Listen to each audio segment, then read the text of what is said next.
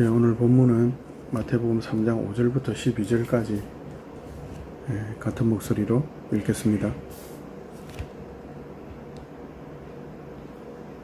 이때 예루살렘과 온 유대와 요단강 사방에서 다 그에게 나와 자기들이 죄를 자복하고 요단강에서 그에게 세례를 받더니 요한이 많은 바리새인들과 사두개인들이 세례 베푸는 대로 오는 것을 보고 이르되 독사의 자식들아 누가 너희를 가르쳐 임박한 진노를 피하라 하더냐. 그러므로 회개에 합당한 열매를 맺고 속으로 아브라함이 우리 조상이라고 생각하지 말라. 내가 너희에게 이르노니 하나님이 능히 이 돌들로도 아브라함의 자손이 되게 하시리라. 이미 도끼가 나무 뿌리에 놓였으니 좋은 열매를 맺지 아니하는 나무마다 지켜 불에 던져지리라. 나는 너희로 회개하게 하기 위하여 물로 세례를 베풀거니와 내 뒤에 오시는 이는 나보다 능력이 많으시니 나는 그의 신을 들기도 감당하지 못하겠노라. 그는 성령과 불로 너희에게 세례를 베풀 것이요 손에 키를 들고 자기의 타작마당을 정하게 하사 알곡은 모아 곳간에 들이고 쭉정이는 꺼지지 않는 불에 태우시리라. 아멘. 아멘.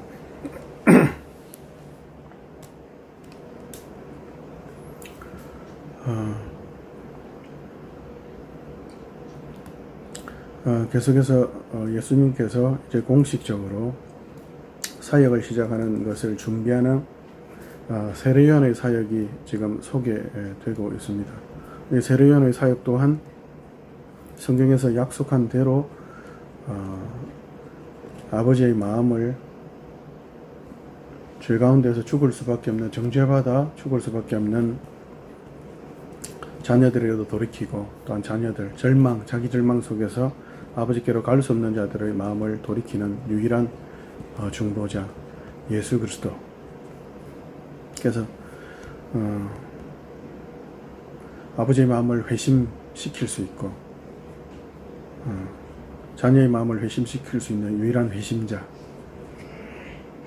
그 예수님의 그 회개의 사역에 대한 선포,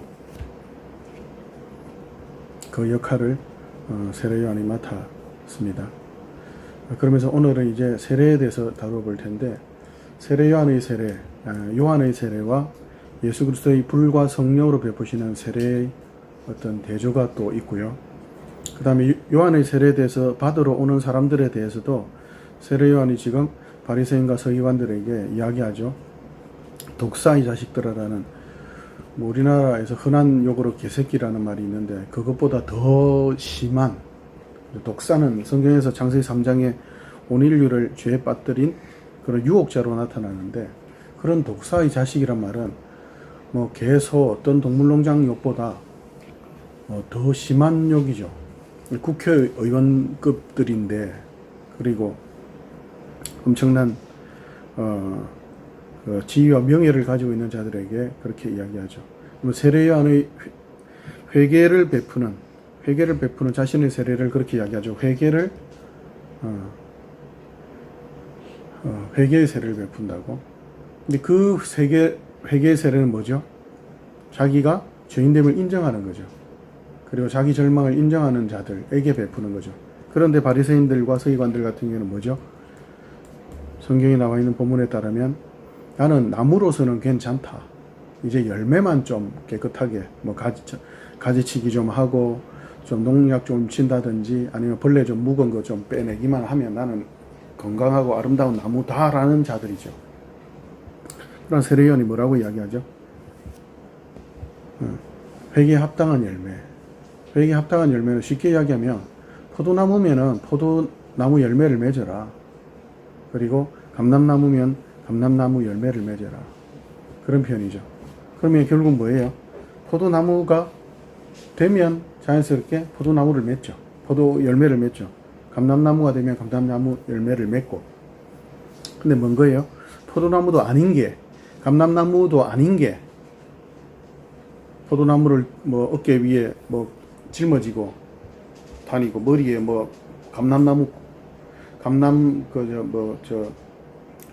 성륜이 뭐 이런 것들 꼽고 다닌다고 그 나무가 아니죠. 포도 한 송이 머리에 뭐 메고 다닌다고, 들고 다닌다고, 귀에 뭐 귀걸이로 걸고 다닌다고, 십자가 목걸이 걸고 다니는 그걸 폄하하려고 하는 건 아닌데 하여튼 십자가를 목에 걸고 다닌다고 그리스도인이라고 이야기할 수 없는 것처럼 포도 송이를 갖다가 그죠? 손가락에 반지로 끼고 다닌다고 해가지고 포도 남은 건 아니잖아요. 그래서 그런 바리새인들처럼 지금 세례 요한의 내 세례는 물로 베푸는 세례다. 내 세례는 회개를 인정하고 자신의 죄악됨과 무지함과 무능함을 인정하고 하나님께로 돌아오라는 거지. 너희들이 이제 괜찮으니까 약간 그냥 물로 그냥 때 살짝 벗기는 것처럼 그 정도를 지금 이야기하는 것이 아니다. 세례 요한의 물 세례는 내 세례로는 완전하지 않다는 걸 이야기하죠. 그리고 예수님의 세례는 물과 성령으로, 불과 성령으로. 이 불과 성령의 세례도 조금은 오해가 있기는 한데요. 심판의 부분이 있죠. 예수님께서 오셔서 자기 마당을 깨끗하게 하시고 불과 성령으로 세례를 주시는데 기본적으로는 심판으로 드러나는 하나님의 십자가의 그 사건은 구원을 위한 심판인 거죠. 구원을 심판의 방법을 심판으로 선택하지 않으시고 구원으로 심판을 보이시죠. 그래서 불로 깨끗하게 하신다는 개념도 우리가 지난번에 살펴본 것처럼 결국은 죽정이들을 태우며 알곡만 남게 되죠. 그래서 결국 더 단단하고 탄탄하게 만들기 위한, 그 백성을 백성답게 만들기 위한, 그 백성을 백성으로 부르기 위한 그런 불이죠. 기본적으로는 그 백성들에게 먼저 해당이 되는 거니까요. 그리고 성령으로 세례받는다 할 때도 우리가 좀 오해가 있는데 성령 세례는 기본적으로 구원에 대한 이야기를 하는 거죠. 근데 은사로 착각하는 분들이 사도행전 2장의 이후로부터 방언이 어떤 성령의 오심을 통해서 방언이 모든 사람들에게 거기 참석했던 사도들에게 있는 것을 보면서 그것이 마치 모든 자들에게 있는 것처럼, 그러나 방언을 모든 성도들이 있지 않죠. 가끔 있죠. 그 말은 방언이라는 것은 있어도 되고 없어도 된다는 거죠. 성령의 은사로 나타나는 어떤 도구적인 은사로 나타나는 신유라든지 방언이라든지 그런 예언이라든지 그런 거 다 도구적인 거죠. 그러므로 신구약 성경이 다 완성된 이후로는 예언 은사는 현재는 필요가 없죠. 도구적인 거니까. 그리고 신유 연사도 점점 의료 기술이 발달되면서 하나님이 지혜로 허락하신 거죠. 점점 발달되면서 사라지게 되죠. 자연스럽게. 방언도 마찬가지로 뭐 영어를 잘하는 사람들이 많이 늘어나잖아요. 그죠? 그러니까 굳이 그리고 각 언어 말을 이제 언어 습득하는 기술들이 늘어나니까 굳이 그죠? 하나님께서 초월적으로 주실 필요가 없게 되죠. 점점 그 나라에 가서 한 1, 2년 살면 배우게 되고 등등. 그러나 갈라디아서 5장 22절, 23절에 있는 그런 성령의 열매는 할 때 나타나는 그 9가지는 뭘 이야기하죠? 전인격적인 하나님의 자녀로서 성도로서의 마땅한 누구나 가지고 있는 열매를 이야기하는 거죠. 나는 저 잘 없는데요.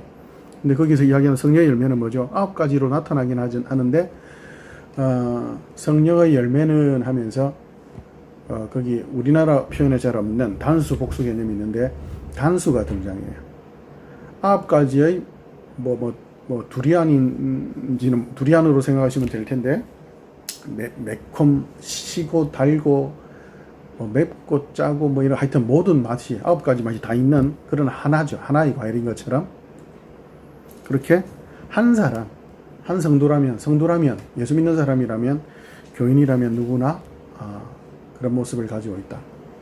정도의 차이는 있을 수 있죠. 성숙의 차이도 있을 수 있고, 그러나 사랑 없이 오래 참음이 있을 수 없고, 오래 참음 없는 사랑은 또 거짓이고, 희락 없는 절제는 자기 기만이고, 말이 안 되죠. 불교적인 고행이고.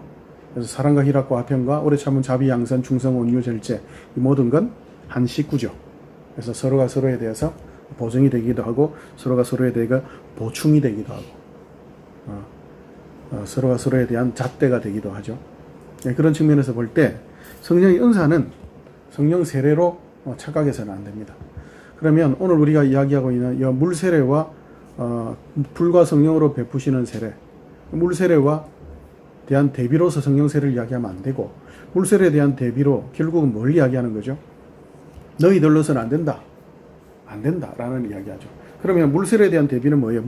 불과 성령으로 베푸시는 분, 결국 성령으로 베푸신다는 건 성령께서 강림하신다는 거죠. 성령 강림의 전제 조건이 뭐예요? 예수께서 십자가에서 구원의 사역을 완성하시고 그것뿐만 아니라 또 부활도 하셔야 되죠. 그리고 성천하셔서 하나님 우편에 앉아 계시고 그 이후로 성부 하나님과 성자 하나님께서 성령을 보내주시죠. 그럼 성령으로 세례를 받는다는 건 뭘 전제하는 거예요? 이미 구속의 역사가 이미 100% 은혜로만 구원받는 그 구원의 은혜의 역사가 완성되었다는 걸 전제하죠. 그럼 물세례의 대비는 뭐예요?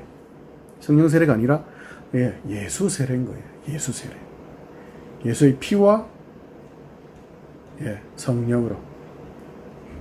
우리가 하이델베르크에서 조금 전에 읽은 것처럼 피와 성령으로 세례를 베푼다.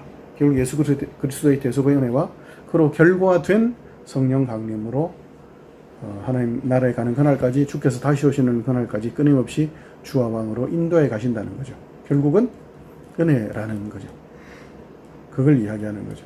근데 우리는 자꾸 물세례와 성령세례를 이야기한다거나 대조할 때에 인간적인 은사, 그런 것들을 주로 좀 이야기하는데 곤란합니다. 그리고 열매에 대해서도 이야기할 때에 자꾸 성령의 은사라든지 거룩이란과 연관해가지고 어떤 자격 조건이라든지 분리하고 구별하고 정죄하고 어떤 우선순위를 매기고 그런 등등의 의미로 열매라든지 세례, 또 세례가 연결이 되면 또 거룩으로 연결되죠. 그런 개념으로 가서는 안 돼요.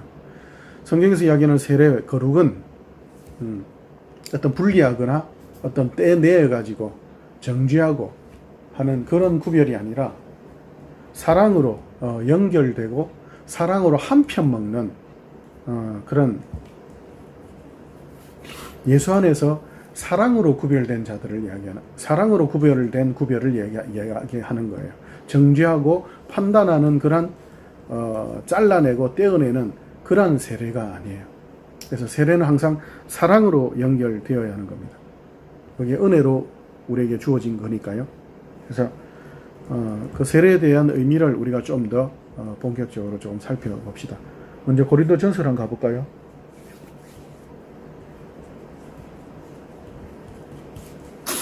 고린도전서 10장 1절부터 고린도전서 10장 1절부터 4절까지 같이 읽겠습니다. 시작. 형제들아, 나는 너희를 알지 못하기를 원하지 아니하노니 우리 조상들이 다 구름 아래에 있고 바다 가운데로 지나며 모세에게 속하여 다 구름과 바다에서 세례를 받고 다 같은 신령한 음식을 먹으며 다 같은 신령한 음료를 마셨으니 이는 그들을 따르는 신령한 반석으로부터 마셨음에 그 반석은 곧 그리스도시니라. 아멘. 여기도 좀 비유적인 표현이 등장하죠. 모세 안에서 이들이 속하여서 세례를 받았다라는 표현을 뭐 사건으로 지금 뭐 사건에 대한 해석으로 이야기하죠. 홍해를 걷는 걸 세례를 받았다는 표현을 하죠. 근데 여기서 구름 가운데서, 그러니까 하나님의 보호와 인도함 가운데서 지났다는 거죠. 그들이 홍해를 건널 수 없죠. 그러니까 하나님의 은혜로 건넜다는 거죠. 누구에 속하여서? 모세에 속하여서. 그 비유를 또 어디에 가져오죠? 마치 모세가 주와 왕같이, 때로는 더 심하게는 사실은 이스라엘 백성들에게는 하나님께서 너를 저들에게 하나님처럼 내가 되게 해줄게, 그 정도의 어떤 대표성으로서 하나님 나라의 어떤 왕 같은 그런 대표로서 하나님께서 임명하셨죠. 그 뒤에 신령한 음식과 음료를 마셨다. 먹고 마시지 않으면 죽죠. 생명을 이야기하는 거죠. 또 다른 단어로 표현하면 구원을 이야기하는 거죠. 그 구원받은 근거가 뭐라고요? 곧 예수시라 이야기를 하죠. 우리 보통 세례, 거룩 이야기하면 앞에서도 이야기한 것처럼 좀 세속적인 생각으로 많이 해요. 윤리도덕. 윤리가 뭐요? 인간 윤자죠. 그죠? 인간의 도리를 윤리라고 하죠. 윤리도덕적으로 깨끗하고 어떤 더러운 것을 떼내고 버리고 죽이고 없애고 불태우고 등등. 그래서 차별 정죄하는 구분과 분리로 가죠. 그러니까 성경에서 이야기하는 지금 세례와 거룩은 지금 뭐로 이야기하죠? 구름 아래서 하나님의 은혜로 모세에 속하여서 모세의 것이 되어서 결국은 누구를 통해서 신령한 음료와 음식을 먹고 너희들이 구원받았다, 살았다.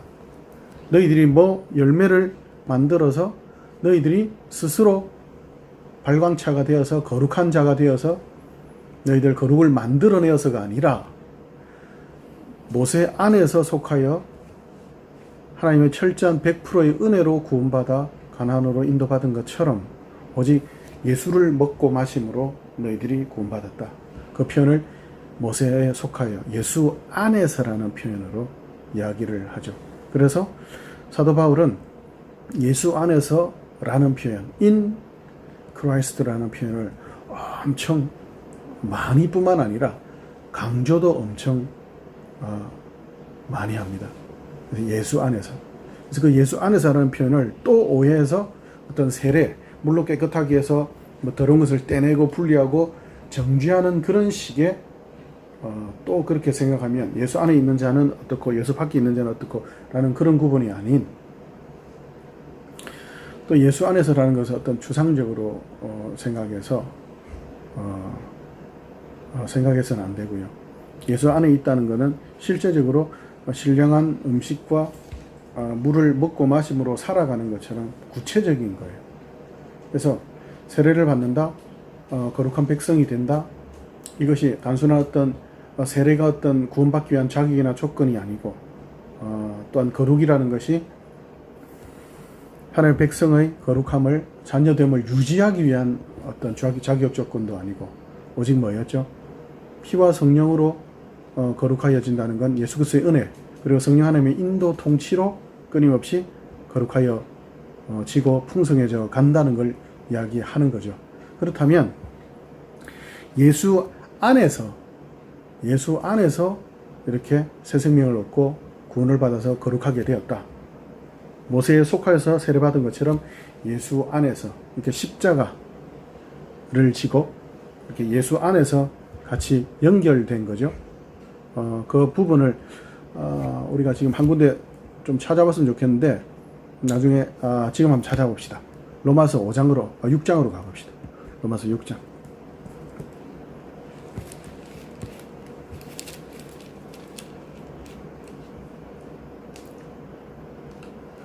로마서 6장 3절부터 좀 읽어보겠습니다. 같이 읽읍시다. 로마서 6장 3절 시작. 무릇 그리스도 예수와 합하여 세례를 받은 우리는 그의 죽으심과 합하여 세례를 받은 줄을 알지 못하느냐.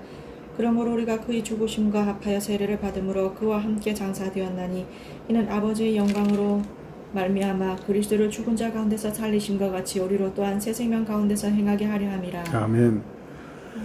예, 예수 연합하여 세례를 받았다는 걸 뭘 이야기하죠? 예수와 연합된 것을 이야기하죠. 그래서 함께 예수 안에서 죽고 예수 안에서 살았죠. 왜요? 예수님께서 죽으시고 부활하셨죠. 그래서 예수 안에 있다는 것은 결국 뭐죠? 우리도 죽고 부활한 거죠. 새 사람 가운데서 산다. 이 표현을 또 그러면 또 거룩하게 내가 노력하고 열심히 해야 되겠구나. 그렇게 또 즉각적인 또 인간적인 어떤 그 원인과 결과처럼 100원짜리 커피를 넣으면 100원짜리가 나와야 된다는 그 인간적인 걸 이야기하는 것으로 바로 또 가버리면 안 돼요. 성경에서 이야기하는 항상 우리에게 어떤 율법 또는 열심히 행해라라는 어떤 명령을 줄 때는 항상 그 앞에 항상 한 단어가 항상 연결되어 있어요. 그러므로.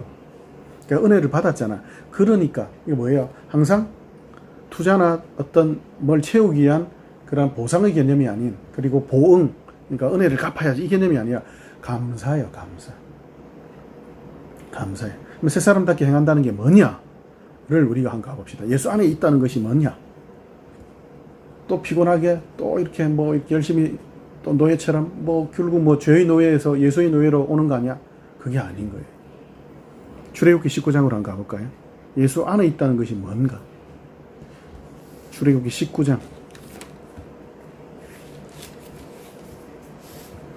자, 출애굽기 19장 1절부터 6절까지. 이스라엘 자손이 애굽 땅을 떠난 지 3개월이 떠난 날 그들이 시내 광야에 이르니라. 그들이 리비딤을 떠나 시내 광야에 이르러 그 광야에 장막을 치되 이스라엘이 거기 산 앞에 장막을 치니라. 모세가 하나님 앞에 올라가니 여호와께서 산에서 그를 불러 말씀하시되 너는 이같이 야곱의 집에 말하고 이스라엘 자손들에게 말하라. 내가 애굽 사람에게 어떻게 행하였음과 내가 어떻게 독수리 날개로 너희를 업어 내게로 인도하였음을 너희가 보았느니라. 세계가 다 내게 속하였나니 너희가 내 말을 잘 듣고 내 언약을 지키면 너희는 모든 민족 중에서 내 소유가 되겠고 너희가 내게 대하여 제사장 나라가 되며 거룩한 백성이 되리라. 너는 이 말을 이스라엘 자손에게 전할지니라. 아멘. 하나님의 계획과 작정을 지금 이스라엘 전체에게 펼쳐 보이시죠. 구체적인 단어가 나오죠. 내 소유, 그리고 제사장 나라, 거룩한 백성. 새 사람을 입어라. 새 사람을 입고 살아간다. 예수로 덧입고 세례받고 살아간다는 것이 지금 여기 그 의미가 뭔지가 남아있죠. 내 소유로 하나님의 것. 여기서 소유라는 단어는 세큘라라는 보석, 특별한 소유라는 뜻이에요. 여자분들 좋아하는 옷 중에서 제일 좋아하는 거, 보석 중에서 제일 좋아하는 거, 전 세계에 있는 보석 중에 최고의 보석, 내 소유. 제사장 나라, 특별한 구별된 성별된 제사장이죠. 그런 나라. 그리고 거룩한 백성. 하나님의 거룩은 하나님의 속성이죠. 하나님에게만 있는 속성. 근데 우리에게 그 속성을 나누어 주신다는, 그 정도로 뭐예요? 하나님이 우리의 편이 되신다는 거죠. 근데 이렇게 되기 위해서는 마치 조건인 것처럼 앞에 뭐가 붙어 있죠? 내 말을 듣고 언약을 지키며. 그럼 순종하고 언약을 준수하는 이것이 마치 조건인 것 같죠. 근데 이게 조건이라면 가능합니까? 우리는 이스라엘 전체 역사를 구약을 통해서 알죠. 이스라엘 전체가 항상 순종에 불순종으로 대답했고, 하나님 순종의 요구에 불순종으로 대답하고, 그리고 어떤 왕도 100% 하나님께 순종을 성공한 왕은 아무도 없죠. 다윗조차도, 히스기야조차도, 성경에 나오는 그 어떤 왕들도 결국 왕으로 대표되는 이스라엘은 패망했죠. 안 되죠. 결국 새로운 왕 메시아에 대한 갈구를 할 수밖에 없는 처절한 형편 가운데 있죠. 하나님께서 그런 인간들의 이스라엘 형편을 아시고 새로운 왕, 유일한 메시아를 약속하시고 예수를 보내겠다고 이야기하셨는데, 인간들은 어떻게 해요? 자기들의 조건과 자기들의 기준과 이해에 맞지 않으니까 물론 버렸죠. 그럼 물론 하나님께서는 그 버린 돌로 모퉁이 돌을 삼아 하나님 나라를 세우셨죠. 철저하게 인간의 기준과 질서가 아닌 하나님의 법, 하나님 나라의 법, 기준과 질서로 세워진 나라죠. 은혜죠. 그것이 그 앞에도 있죠. 내가 너희를 어떻게 인도하여냈다고요? 뭔가 내 소유가 될 만하고 거룩한 백성거리가 될 만하고 뭐 제사장 나라로 이렇게 1000만 명 중에서 너 이렇게 뽑힐 만큼 뭔가 멋있는 모습이 있어서가 아니고 뭐라고요? 내가 너희를 사랑하여서 뭐 했다고요? 독수리의 날개처럼 독수리 날개 너희를 업어 날랐다고. 독수리 날개를 업어 나를 만큼 뭐라고요? 말도 더럽게 안 듣고 힘도 없고 능력도 없고 그렇다는 거예요. 여호와는 나의 목자시니 내가 나에게 이제 더 이상 부족함이 없다. 양의 특성이 뭐죠? 지 맘대로 가요. 막대기로, 그리고 셰퍼드로 가서 데리고 와 이렇게 해가지고 이렇게 중간으로 모으지 않고 한 길로 인도하지 않으면 1m 앞도 못 트는 엄청난 슈퍼 시력을 가지고 있어가지고 1m 앞도 못 봐요. 그래서 항상 지 맘대로 가요. 그 길이 바른 길인지 나쁜 길인지 몰라. 분별력도 없어요. 그리고 서로를 들이받고, 셰퍼드가 중간에 끼어들어서 안 말리면 저 길이 뿔받아가 죽어버리고, 그런 인생들. 그런 자들이 노력해서 자격 조건을 갖추어서 하나님의 소유가 될 만큼, 하나님의 보석이 될 만큼 제사장이 나라가 될 만큼, 거룩한 백성이 될 만큼 뭔가를 지혜나 능력을 발휘할 수 없죠. 없죠. 뭘 이야기하죠? 하나의 은혜를 이야기하는 거죠. 신명기 우리가 7장 7절 이후에 허락한 것처럼 내가 너희를 인도해서 내가 내 백성 삼고 이렇게 내가 너희를 구원해 낸 이유 뭔지 아냐? 사랑하니까. 사랑하니까. 그리고 혹시라도 이유를 묻는 사람이 딱 하나 될 게 뭐냐 하면 그래도 너희 같은 애들을 왜 하나님 구원하셨냐라고 이유를 물어오는 민족들이나 사람이 있다면 이야기는 해라. 뭐 이건 조건 아닌데 너가 못나서 너 못나서 야 너 같은 것도 구원했다면 하나님의 은혜가 어떨까?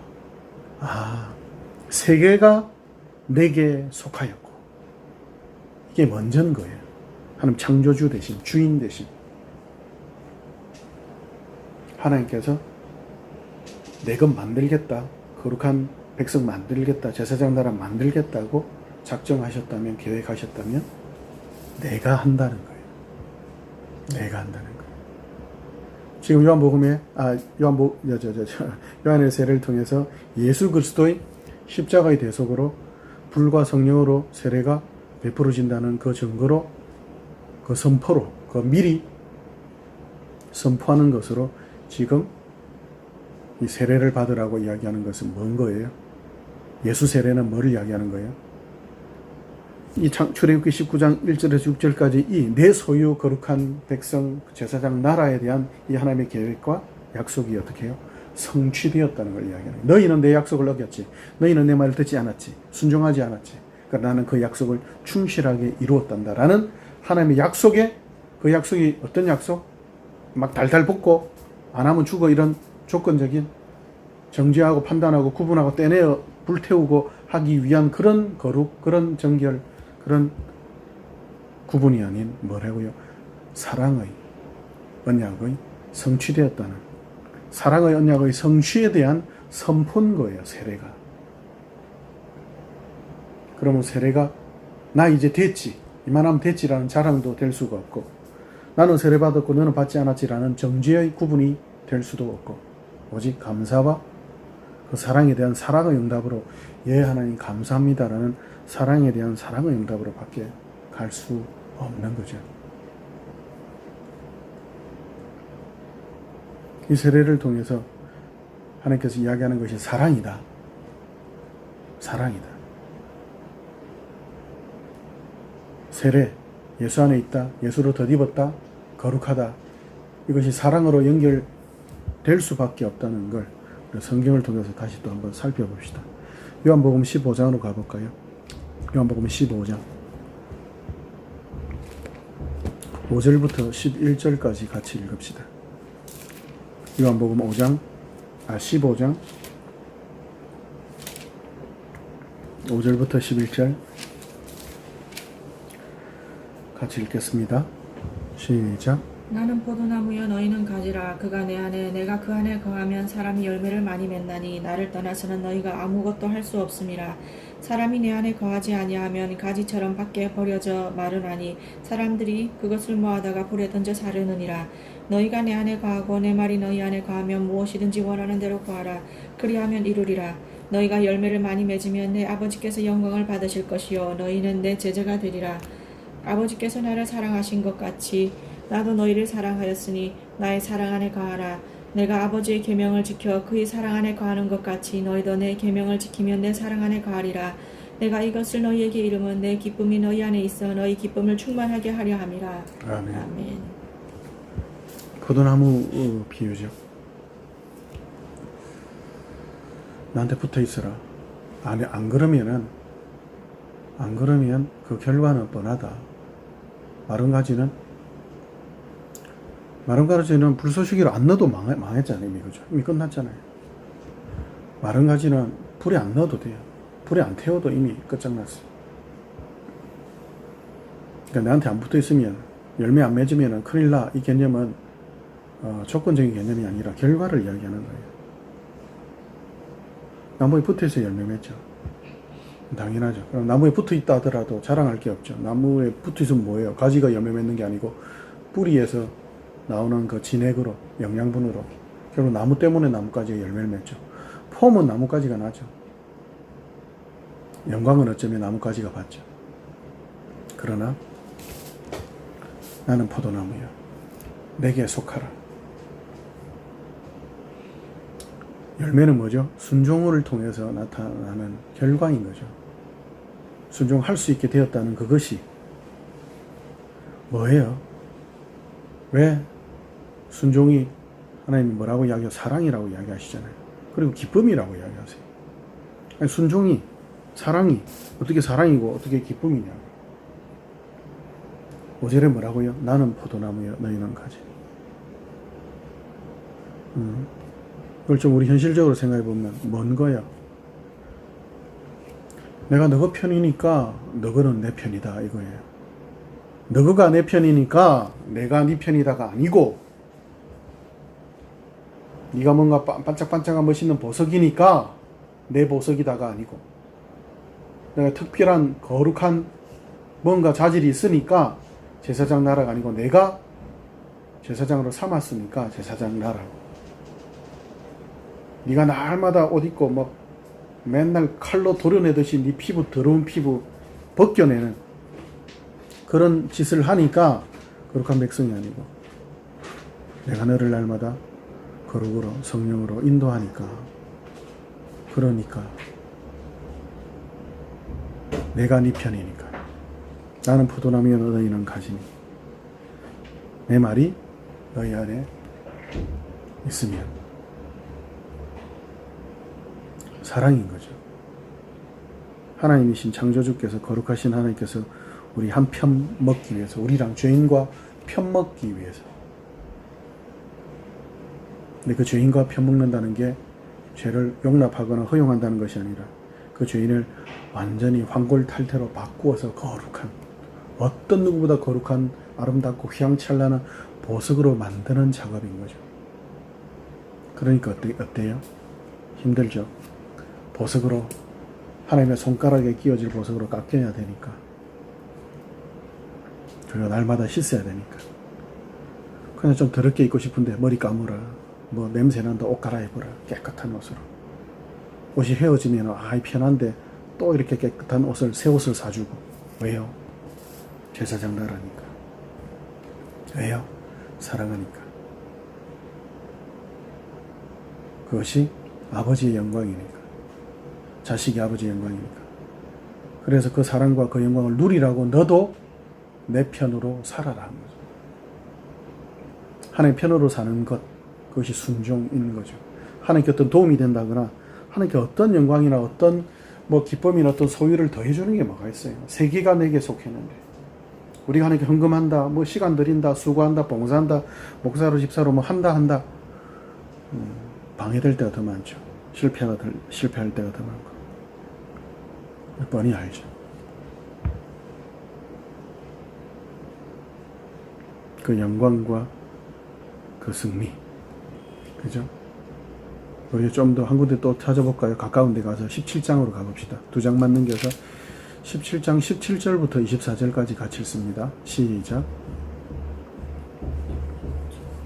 그들을 진리로 거룩하게 하옵소서. 아버지의 말씀은 진리니이다.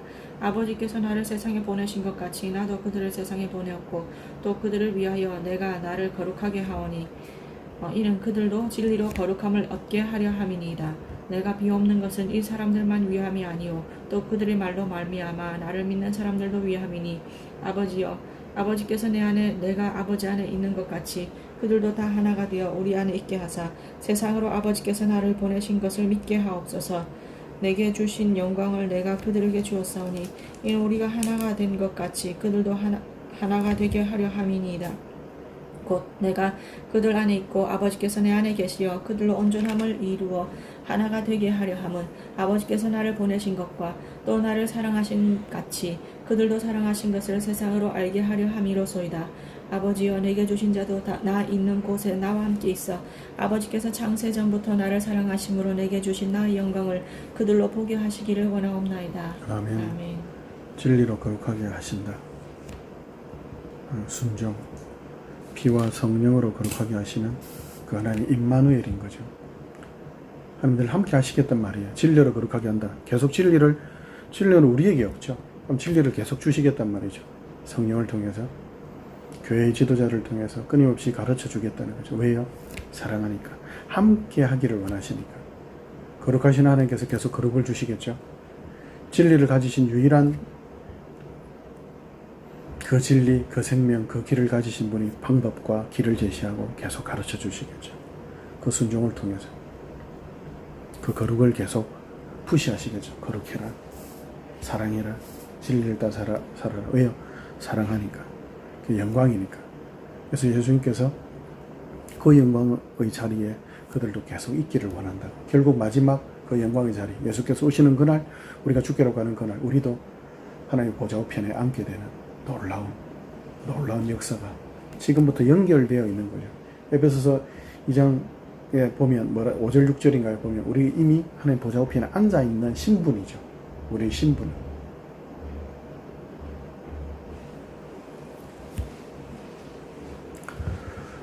세례, 거룩함. 이렇게 거룩함은 계속 이야기하는 것처럼 세상의 어떤 정죄나 판단을 위한 분리, 차별, 그런 떼내는 그런 것이 아니고, 어떤 자랑하기 위한 것도 아니고, 이 거룩은 사랑을 표현하고, 이들뿐만 아니라 이들을 통해서 또 하나님을 알게 될 세상을 위함입니다. 그러므로 그 사랑을 자꾸 드러내라는 거죠. 좀 비유가 조금 좀 허접하긴 한데, 연애할 때 이렇게 남자 여자들, 특히 남자들은 조금 덜한데 여자들 사랑하는 사람 만나러 갈 때 옷을 갖다가 10번도 갈아입고 거의 만나는 장소 거의 왔다가도 다시 돌아가서 갈아입는 그런 사람도 있다고 하던데, 그리고 세수는 고사하고 세수하고 머리 감고 목욕 다 했는데도 불구하고 화장 안 했다고. 아니, 화장은 오히려 사람을 더럽게 만드는 거 아닌가, 나는 그렇게 생각하는데, 개인적으로는. 왜냐하면은, 아니, 목욕 깨끗하게 했으면 제일 깨끗한데 왜 거기에 더러운 걸 쳐발라, 이렇게. 그 화학약품을 갖다가 인조인간 만드는. 하여튼. 그러니까, 사랑하는 사람을 만나러 갈 때 왜 당신은 정결한 모습으로, 거룩한 모습으로 가려고 합니까? 왜요?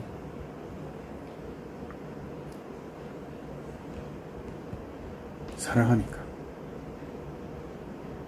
깨끗한 모습, 거룩한 모습.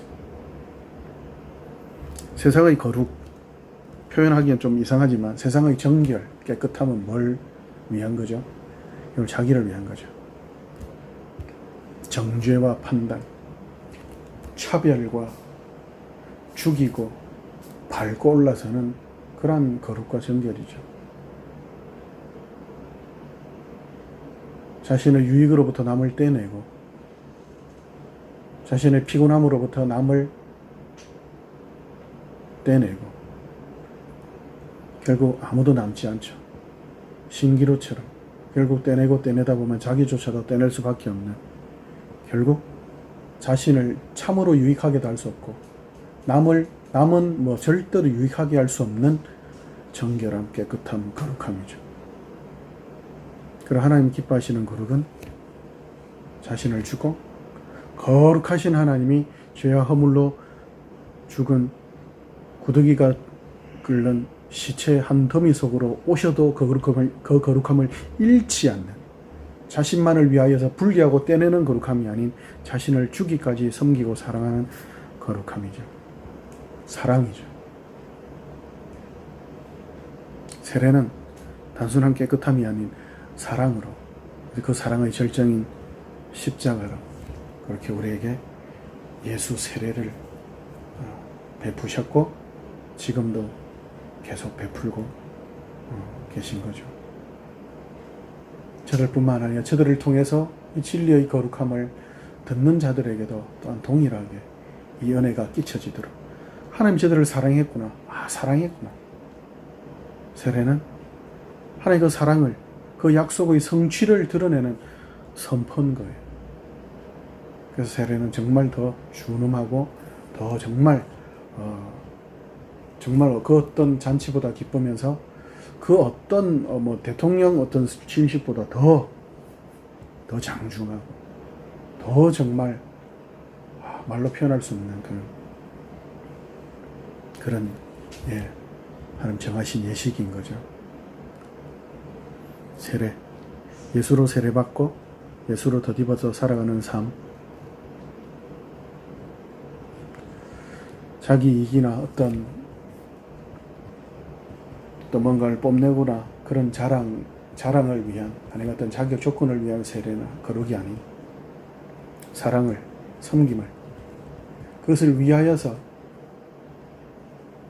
자기가 있는 언제든 어디든 늘 하나님을 바라보고 그 거룩함을 유지하면서 지키면서 순종을 통해서 사랑으로 그 거룩함을 드러내는 그 말과 행동과 삶, 그것이 세례받은 자의 마땅한 삶이겠죠.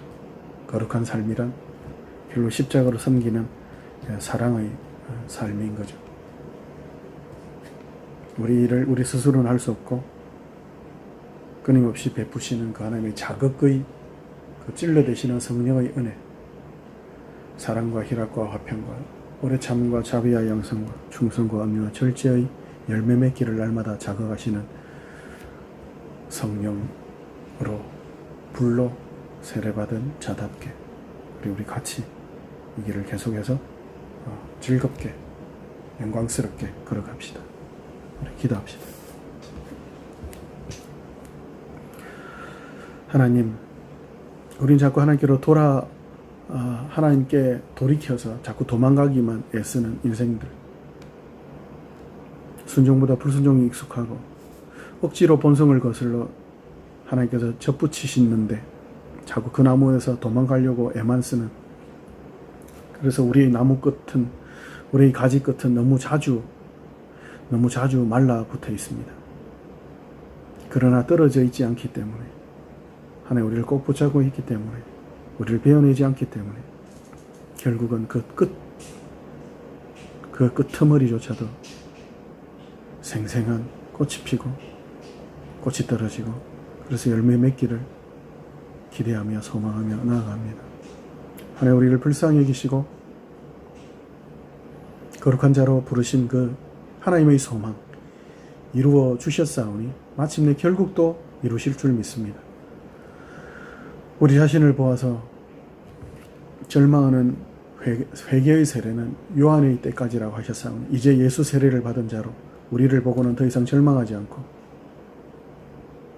우리를 보고는 아무리 절망하더라도 오직 예수를 보고 항상 소망하며 즐거움의 영광과 승리 가운데 사랑과 섬김으로 감사와 겸손으로 충성하며 주께서 오시는 그날, 주께로 가는 그날까지 즐거이 이 거룩한 길 걸어가도록 주여 임마누엘의 영광으로 늘 함께 하실 하나님을 믿고 찬양하며 감사하며 우리 주 예수님 이름으로 소망하며 기도합니다. 아멘. 아멘.